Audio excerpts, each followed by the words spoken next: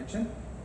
नारद मुनी, सर्व देवदेवता आणि देवेंद्रांना घेऊन आलात त्याच वेळी प्रयोजन स्पष्ट झालं होतं.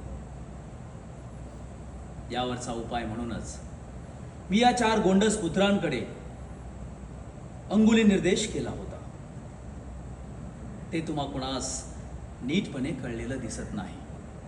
सांगतो, अधिक उलगडून सांगतो. ही 4 गोंडस पुत्र, ही 4 बालके माझ्या विश्वातून उमलेली आहेत.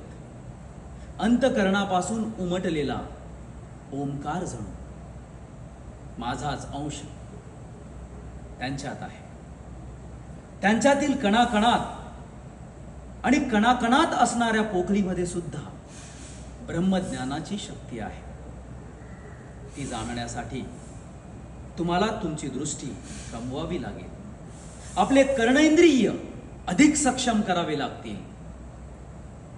तुमचे कान जर हलक्या वजनाने बिथरणारे असतील तर माझ्या या पुत्रांची अवस्था बिकट होईल.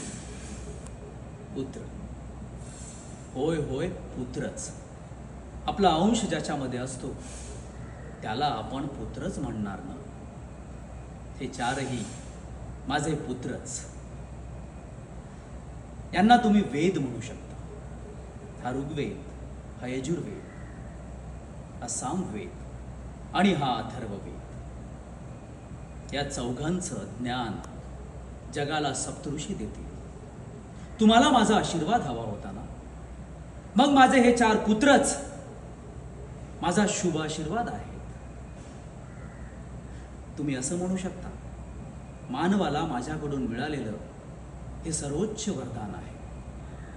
कारण केवळ हे त्यालाच नाही, या युगात नाही तर युगानुयुगे येणाऱ्या अनंत पिढ्यांना ज्ञानाचा मार्ग दाखवणारे असेल.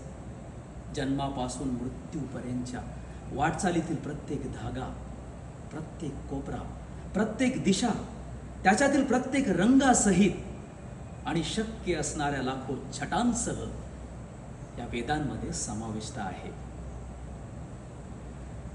तुमच्या संकटाचं मूळ आणि त्यावरील उपाय देखील तुम्हाला यातच मिळेल. पण हे धर्माच्या मार्गाने जाणारे असेल तर, अधर्माच्या मार्गाने जाणारे असेल आणि त्याचा अतिरेक झाला तर मला पुन्हा जन्म घ्यावा लागेल. ठाऊक आहे ना, यदा यदा हि धर्मस्य ग्लानिर्भवतु भारत अभ्युत्थानम अधर्मस्य तदास्मानं सृजाम्यहम् परित्राणाय साधूनां विनाशाय च दुष्कृतां धर्म संस्थापनार्थाय संभवामि युगे युगे.